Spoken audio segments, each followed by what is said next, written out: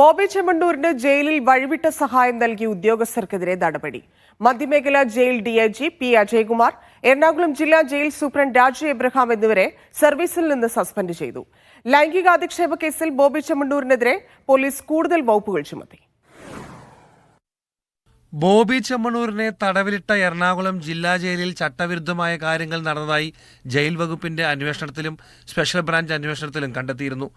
ഇതിന്റെ അടിസ്ഥാനത്തിലാണ് മധ്യമേഖലാ jail DIG P Ajaykumar, jail superintendent Raju Abraham എന്നിവരെ സർവീസിൽ നിന്നും സസ്പെൻഡ് ചെയ്തത്. ഡിഐജിക്കൊപ്പം ബോബി ചെമ്മണ്ണൂരിന്റെ സുഹൃത്തുക്കൾ ജയിലിലെത്തി. ഇത് ജയിൽ രജിസ്റ്ററിൽ രേഖപ്പെടുത്തിയില്ല. ബോബി ചെമ്മണ്ണൂരിന് ഇവർ ഫോൺ വിളിക്കാൻ സൗകര്യം നൽകി. ജയിൽ സൂപ്രണ്ടിന്റെ മുറി സ്വകാര്യ ആവശ്യങ്ങൾക്ക് ഉപയോഗിച്ചു എന്നതടക്കമുള്ള കാര്യങ്ങൾ കണ്ടെത്തിയിരുന്നു. അന്വേഷണം നടത്തിയ സംഘം ജയിലിലെ CCTV ദൃശ്യങ്ങളും ശേഖരിച്ചിരുന്നു. ഉന്നത ഉദ്യോഗസ്ഥനടക്കം ജയിലിൽ ചട്ടങ്ങൾ ലംഘിച്ച സംഭവത്തിൽ കൂടുതൽ അന്വേഷണം വേണമെന്ന് ജയിൽ മേധാവി സർക്കാരിന് റിപ്പോർട്ട് നൽകിയിരുന്നു. ലൈംഗിക അധിക്ഷേപ കേസിൽ ബോബി ചെമ്മണ്ണൂരിനെതിരെ ഒരു വകുപ്പ് കൂടി ചുമത്തി. ഹണി റോസിനെ പിന്തുടർന്ന് ശല്യം ചെയ്തതിനാണ് BNS 78 വകുപ്പ് ചുമത്തിയത്.